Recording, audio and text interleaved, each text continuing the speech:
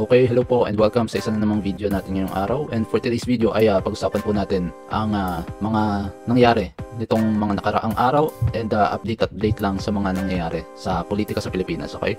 At ngayon ay feature natin itong video ng hearing sa Senado. Yan yung hearing sa Senado noong January 30, Tuesday. Siguro magbibigay lang ako ng timeline yan, yung mga nangyari ngayong linggo. Bali nung January 28 ay nagkaroon nga ng rally. Sinasabi nilang prayer rally, yun nangyari doon sa Davao City.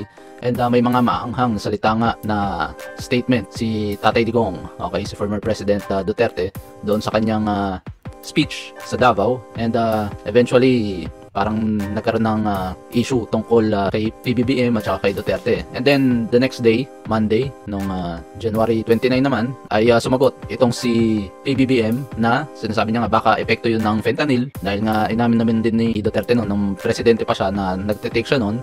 And sinasabi rin ng mga experts na kapag ito ay medyo sumobra sa usage ay medyo maapektuhan din. Parang drugs din kasi yan, di ba? Regulated drugs daw yan. Kaya pwedeng gamitin parang anti-inflammatory, pero pagka sumobra medyo may epekto nga sa katawan o sa utak. Yan yung pinapalabas naman ng PBBM, okay? May simpleng tirada ang dating, okay? Nung yun nga yung statement niya bago siya umalis ng Pilipinas, and may nakita nga rin akong video na bago siya umalis ay hindi na nagpapansinan si Vice President Sara Duterte at saka si First Lady doon sa airport.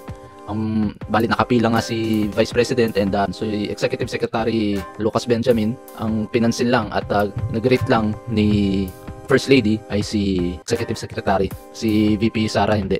Okay, iniwasan niya. So alam na may siguro tampo o hindi ko alam kung galit, pero si BBM alam naman natin lahat na sigurado naka-apekto sa pagkampanya ni Marcos si Sara Duterte, kaya malaking utang na loob din ni BBM kay Sara Duterte. Yun yung Monday. Bali Tuesday nung January 30 naman ay nagkaroon ng hearing in aid of legislation dito sa Senado. Ito ang si Amy Marcos ang nag-organize at siya ang chairperson. At ito lang masasabi ko at mukhang tumatanda na nga ako. Ito yung video na in-upload din ni Attorney Libayan sa channel niya. And ito ay 4 hours na hearing. Okay? Almost 4 hours. And kaya ako nasabing tumatanda na dati hindi ko naman pinapansin, hindi ko naman din pinapanood yung mga ganitong hearing, yung mga ganitong debate, yung mga seryosong Alam mo yun, pagka bata ka kung ano pinapanood mo, mas hindi pa ganun ka seryoso yung mga kung saan ka interested na pinapanood.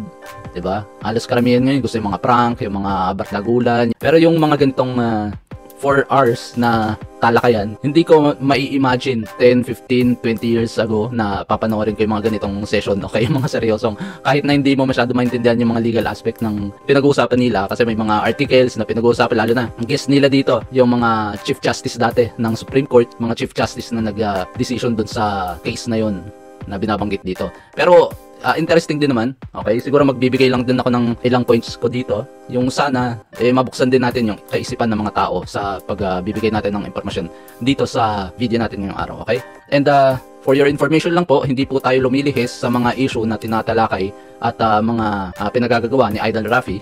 Okay, dito nga mukhang kapuna-puna wala siya dito Parang more than half ng mga senador nandito. Si Idol Rafi wala dito. Siguro hindi niya kaya yung mga baka sumakit yung ulo niya dito. Baka sumakit ulo niya pag intindi sa mga sa talakayan dito sa Senate hearing na to. Kasi hindi to yung usual na pwede ka mag-imbento ng mga storya. Dito ang pinag-uusapan mga facts, mga kailangan may affidavit ka, may witnesses, mga ganun mismo. Sa kanya pag may hearing siya, imbento time, tapos yun yung magiging facts of the case, doon na sila maniniwala at doon na siya babase sa inimbento niyang storya. So ito pag-usapan natin, hindi natin tatantanan si Idol Rafi pagdating sa mga pinagagagawa at saka pinagsasasabi niya. Pero ito sa tingin ko isa sa mga alarming din na issue na nangyayari sa Pilipinas dahil pinag-uusapan dito yung kinabukasan din ng mamamayang Pilipino at saka kung ano yung pinaggagawa nila sa Pilipinas. So dito nga sa hearing na to, medyo marami din tayong natutunan, marami din mga pasabog na nangyari, and isa na dito kung sino ba talaga ang nagpapakalat at nagpupush nitong People's Initiative. Nakalagay dito sa video ni attorney, Bakit Takot Witnesses, Senate hearing on alleged irregularities in the People's Initiative. Okay, well, move on na tayo and pakinggan natin itong pagtalakay nila at pag-interview nila dito sa resource person na si Onyete, kasi siya raw yung isa sa mga nag-initiate ng pirma na magpakalap sa buong Pilipinas. And pakinggan natin kung kanino ba talaga mamumula itong inisyatiba at sino-sino yung mga tao na kasama dito sa likod ng People's Initiative. Maraming salamat sa ating kongresista. Napakagaling na abogado para kay Mr. Oñate. Madam Chair. Gusto ko lang balikan yung ating retrato na And bali si Marcoleta yon yung nagsalita bago to. And parang siya lang yata yung congressman na naglakas loob na sumama dyan sa hearing ng Senate na magsalita. Okay, kasi nga ako rin napapanood ko rin na parang hindi priority ng Senado yung mga usapin na ganito. Pero dahil nga lumabas na yung People's Initiative, talagang napapag-usapan na yung ganito. Pero kung tutuusin, years ago, marami na ring mga usapin na ganito, yung mga chacha, yung mga konkon, pero hindi nabibigyan ng pansin kasi nga laging ang pinag-uusapan dito is majority wins. Okay, kailangan pagka gusto niyong baguhin yung structure o yung pag-amend o pag-revision ng gobyerno o ng saligang batas, kailangan majority ng House of Representatives at saka ng mga senador boto sa panukalang yun o sa pag-revision ng batas o ng pag-iba ng gobyerno, yung mga charter change, yung mga ganun, para mabago. Pero ang Senado, hindi nila pinaprioritize yung ganitong usapan. Okay? Kasi nga ang dahilan din ni Miss Amy Marcos is mas priority ng Senado kung paano maiaangat ang Pilipinas sa kahirapan, sa kung paano mapabuti yung buhay ng mga Pilipino, at yun ang dapat i-priority, hindi yung pagbabago ng saligang batas o ng form of government. So let's continue. nandito sa harap natin. Galing po ito sa cellphone ninyo, January 8. Tama po ba, Mr. Oñate? Oo, tama. And that's in fact you in the picture, that's correct? You confirm that this is you in the picture? Yeah. Ayun, sabi nga din nila na hirap sa pandinig si Mr. Oñate, and ito yung lawyer niya na minsan inuulit niya yung tanong ng mga senador para maintindihan yung questionnaires. Yes. And you also confirm that it's Speaker Romualdez in the picture? Yes. And it is Congressman Saldico in the picture? Yes, yeah. Can you read the caption, please? Yung caption sa ilalim po. Meron kasi Yes, diba? that's true. That's correct. Initiative. Tama po ba? Tama po. At maliban sa pagkain, klaro na may Ayan, bali yan yung picture na na-recover nila dun nga daw sa cellphone ni Mr. Oñate. Oñate ba yun? Oñate. Tapos kasama yung mga congressman. Okay, tapos ito may mga attorney, right at the bottom, Speaker Romualdez, Noel Oñate, Congressman Saldico, maraming attorney, maraming ano. may mga dokumento sa table. Meeting po to, hindi lang party. Anong pinag-usapan? Meeting po. Ayan, People's Initiative for Charter Change, staff. From left to right, as ito si Romualdez nasa gitna pa. Yan, kung paano kami makikipag-coordinate sa mga congressmen. Saan lugar to? Saan ginanap itong party? Gusto pang magpaligoy-ligoy dito. Kaya magaling din kasi si Amy Marcos na yung gusto niya, yung sagot mo is direct to the point, pero hindi katulad ni Idol Rafi na magtatanong si Idol Rafi tapos sasagutin niya rin yung tanong niya. Okay. Ito naman si Senator Amy Marcos direct to the point magtanong, and saan gusto yung patungo niyang question. Okay. Ito, para lang malaman namin. Sa ano po yan? Sa townhouse. Hindi makapagsalita Kanino nga? Kaninong lugar? Oo. Ipaliwanag. Ayaw pa sabihin. Wala namang magtipon-tipon sa bahay ng Miss Quisino. Ano yan? Dalawang townhouse. Hindi, kanino po? Kanino nga? Lugar? Inyo? Bahay mo? Bahay mo po? Kasi kailangan ilinawin dahil for the record na recorded tong mga naka under oath sila, and kailangan on the record din nasabihin niya kung nasan to o kung sino man sila, di ba? It's a meeting Attorney place. Abisado, please. It's our meeting place. No, pero sino may-ari? Sino may-ari ng bahay? Si Speaker Romualdez po. Bahay ni Speaker Romualdez. So, ayaw pa sabihin talagang gusto pang lumihis gusto pang tumakas dun sa question dalawang townhouse na sa Forbes na tinatanong nung una pa lang kaninong bahay yun, ayaw sabihin, ayun, di lumabas na kay Speaker Romualdez. ang naging host at nagkumbida ay si Speaker Romualdez. Tama po ba? Ako po ang nagkumbida. Paano ka magkukumbida? Hindi mo bahay. Oo nga. Napagtawanan ka tuloy. Dapat po yan sa bahay ko. Dahil meron ho akong party house sa Dasma, walang tao doon. Pero hindi ba maliwanag na kung bahay ni Speaker? Ang sabi ng staff, doon na lang gawin sa bahay ni Speaker. Siguro ito lang din yung isang question na ito ay nangyari noong January 8, 2024, and yung pirmahan na nangyayari ay nangyari noong December pa. Okay? So siguro gustong palabasin ni Senator Amy na isa sa mga nagpupush na itong People's Initiative ay si Romualdez. Okay? Pero yung sinasabi naman dito ni Oñate na sila yung nag-initiate ng pirmahan. Pero may lumalabas pa na isang pangalan dito, si Attorney Tony Abad, na yun daw yung na siya yung parang sabihin na nating mastermind dito sa pirmahan to, pero wala dyan sa hearing na pinapasapina nila, pinapapunta nila dyan sa Senado para ma-interview rin. Dalawang bahay ni Speaker isa sa McKinley at isa... Hindi ba maliwanag? Hindi ba maliwanag kung bahay ni Speaker siya nagpatawag ng meeting, di talagang nakikialam si Speaker sa People's Initiative? Initiate ng meeting. pero sinabi po na doon na lang gawin sa townhouse na speaker. But ako po ang nag-initiate. Ay, Dapat po ganon. sa bahay ko. Pero lumalabas dito na yung pirma nga dun sa pinapapirma sa mga tao sa People's Initiative ay si Mr. Attorney Tony Abad yung nagpapakalat et al. Pero yun dun sa et al. Wala naman din dito yung pangalan ni Noel Oñate. Pero sinabihan ako, doon na lang pumunta. Sino nagdala ng papeles? Kasi bahay niya. Ikaw nagdala ng papel? Mga lawyer po. Yung mga lawyer. po talaga. So, bahagi ka talaga ng Project PI. Parang nakakatawa pakinggan PI, Oñete. Onyeta. Ay ano, sorry, Oñate pala. Parang mga murahan yung mga pinag-uusapan nila dito. Kung talagang hindi ka nakikinig, tapos PI, Oñeta. Tapos may isa pa eh. Yung parang mga ganun, matatawa ka na lang eh. Pero seryoso to guys, okay? Yung Project PI na tinetext sa mga kongresista, pati ako nga na-text kasi luma na yung number ko eh. Yun ang pagkakamali nila.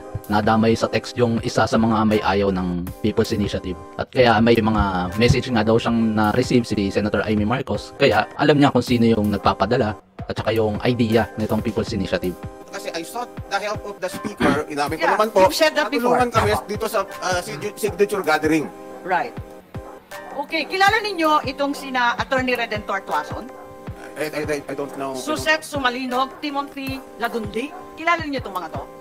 Hindi po. Okay. Kasi meron kaming mga screenshot dun sa Project PI na galing sa mga congressman. At sabi mo, nakikipag-coordinate ka kay Speaker na CEO at sa mga hawak ng Congress. Yeah, congressman. that's correct. That's correct, Madam Senator. CEO ng Congress? Okay. Madam Chair. Yes po. Yes, Senator Bato, please. Ayan yung mga screenshot. Kasi sabi mo, bahagi ka ng Project PI. Nagtatanong, Pero medyo na to eh. Late na tong mga text January 13. Project PI National Secretariat. Hanapin natin yung first time na pinakita yung picture ng grupo na kasama si Romualdez at saka si Oñeta. ang pasimuno o kayo? Yeah. I'm a little what bit we know- confused. You're now saying January 2, but earlier you said it was Attorney Carbin who called you. Sino ba tumawag kanino? Ako po ang nakipag-coordinate sa mga congressmen because according to the law, we are supposed to get 3% per congressional district. Yes. Yung dito sa hearing na to talagang inaako niya kung sino nag-initiate nitong People's Initiative. Pati nga yung commercial na worth 55 million, siya nga din daw nagbayad. Pero sa pagtatanong ng mga senador dito, lumalabas na katulad yung perang 55 million, saan nga daw ba nanggaling yun? Sa bulsa niya? Tapos sinagot niya, kalahati noon ay sa kanya and sa iba ay sa mga donors. Tinanong ko sino siya. Kumbaga parang doon lumalabas yung mga expose na hindi lang siya at sino ba yung nasa likod nito. Dahan-dahan lumalabas dito sa hearing na to na hindi lang siya ang may power dito sa hearing na to. Pero gusto niya palabasin na siya yung nag-initiate, siya yung nagfa-fund dito sa People's Initiative na to and kumukuha siya ng mga suporta sa mga congressman. So ito lang siguro, hindi ko na-play to, sobrang haba na ito, 4 hours pinanood ko yan. Narinig ko rin dito na inaamin ng COMELEC na hindi pa ganoon kalawak yung mga rules and regulation tungkol dito sa People's Initiative, kaya hindi pa nila alam yung kung pwede ba nilang ibasura kasi ngayon sinuspend pa lang to ng COMELEC para ihinto yung bilangan ng mga pirma para ma-approve. Pero hindi naman din nila alam kung para saan itong petition na to. Okay? Kung para ba ito sa charter change o sa joint na hearing ng House of Representatives at saka ng Senado. Kaya hindi malinaw kung para sa pirmang to. And at the same time, hindi malinaw din sa mga taong pumirma na ito ay para saan. Okay? Yung pagpirma nila, ang alam nila ay ito ay para sa ayuda. Dahil nga naman madaling ma-manipulate yung mga tao pagdating sa mga ayuda. Na pagdating ng huli dito nga sa hearing nabudol din sila kasi bandang uli wala rin silang na-receive na ayuda. Sinasabi lang nila, kailangan namin ng pirma mo para bigyan ka namin ng ayuda, pero at the same time wala namang ayuda na na-receive kasi nung pagkapirma nag-antay lang sila ng nadarating. Hindi yung exchanges ng pera at saka ng pirma. Pero yung iba nga nababalita na ang worth ng isang pirma ay 100. Kaya yung iba pumirma at may na-receive. Okay? Hindi pa talaga ganun credible itong People's Initiative sa mga tao. Kaya parang sa akin hindi legit yung pirmang to na sana makagawa sila ng batas na masulat doon na kailangan pagka may isang tao na pumirma doon na hindi niya alam kung ano yung pinapapirma niya, pwede niyang bawiin. Yun nga lang din yung pagbawi ng pirma, wala pa rin sa batas yun. Kaya ang nire-recommend ng COMELEC na sana ay gumawa ng batas ang Congress, kasi ang Congress naman ay magkasama na yan, Senado at House of Representatives, na gumawa sila ng batas, yung Congress, para dito sa People's Initiative at maging mas crystal clear yung panuntunan, yung rules and regulation kung paano ba gumagana itong People's Initiative. Na maganda nga naman itong People's Initiative kung tutuusin, kung talagang buo na yung panuntunan at kung yung mga tao alam nila talaga yung pinipirmahan nila in the first place. Dahil kung pipirma sila na hindi nila alam yung kung anong nakasulat din, kasi yung iba nga nagsasabi rin na ito ay nakasulat sa English, kaya hindi nila maintindihan kung ano ba yung nakasulat doon, pipirma na lang sila dahil nga sinabi sa kanila tungkol sa ayuda. Sa tingin ko, itong first try nila ng People's Initiative ay mali, na kailangan talaga ibasura, and kung gagawa man sila nito, makraft muna yung batas na yun para sa mga rules and regulation para maging valid yung People's Initiative.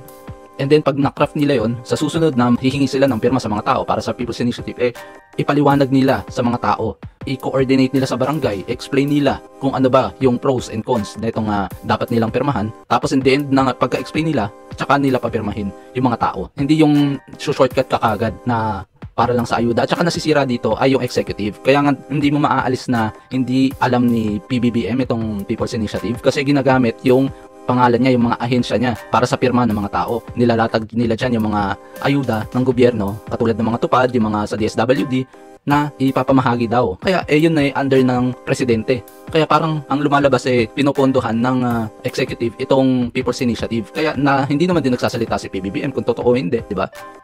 Kaya sana maglabas din ng statement. Katulad ng sinabi ko nga sa nakaraang video ko tungkol dito, yun dun sa rally. Dahil wala siyang spokesperson para i-clear yung mga haka-hakang ganito, lumalabas na pati si BBM ay kasama dito sa likod ng pagpipirma ng hindi alam ng mga tao. Pero sana sa susunod na humingi sila ng pirma, yun parang second chance na humingi sila ng pagpirma dito sa People's Initiative, alam na ng mga tao. At saka maganda na rin to nangyari to, kasi mas naging wake up call sa mga tao itong isyong to, na hindi sila dapat basta-basta na pipirma, and at the same time may umiikot na ganitong issue na kailangan palitan yung saligang batas o yung form of government o yung bicameral yung votation, yung pag-vote sa mga charter change o ganun, na mas aware na siguro ngayon yung mga tao na ay, nag-i-exist pala tong pwede nating baguhin yung form of government, o yung pwede pala tayo, may voice pala tayo para maipasa yung isang batas at mabago yung part ng batas na tayo yung may power, yung mismong taong bayan yung may power, di ba? Ganun na yung medyo lumalawak yung information sa mga tao. Kaya sana sa susunod na yung pag ni-retry nila, yung gumawa sila uli ng People's Initiative, yung part 2, sabihin na natin part 2, magkakaroon na talaga ng idea yung mga tao kung ano yung pinipirmahan nila at hindi dahil sa ayuda. Okay, pero parang doon dati pa ba, hindi pa presidente si Duterte noon, parang naririnig-rinig ko na si PRRD ay nag-iikot-ikot din para ipaliwanag yung federalismo, yung federalism, na yun nga yung pinupush niya rin para pagdating ng panahon alam ng mga tao kung paano gumagana yung federalism. Na alam ko yun din yung pinupush na ng presidente siya, pero dahil nga walang numbers sa Congress at saka sa Senate, wala rin nagkaroon ng interes dun sa pagpasa at mabago yung form of government. Tapos sa tingin ko si Robin Padilla, kaya rin siya nanalo ay mga panukala na gusto niyang ipasa sa Senado, gawin ngang federalismo o i-push yung charter change para mabago yung form of government. Dahil yun din yung gusto ng mga tao, yung magagandang salita na nabitawan na ni Robin Padilla, kaya doon bumango yung pangalan niya at saka kaya siya naging number 1. Kasi every interview niya nung election, yun yung sinasabi niya yung mga sinasabi nilang pondo sa Maynila, puno, pagdating sa probinsya nagiging toothpick. Yung parang ganon, okay? Kaya pagdating sa federalismo, yung hahati-hatiin niyang punong yan at bawat region o bawat probinsya ay hati rin. Hindi magiging toothpick yung budget ng mga probinsya, kaya magi-improve. Kailangan yung information ipamahagi muna sa mga tao bago sila humingi ng pirma, at hindi prasinungalingan na parang ayuda yung ipapalabas mong rason kaya siya pipirma, di ba? Mga ganun.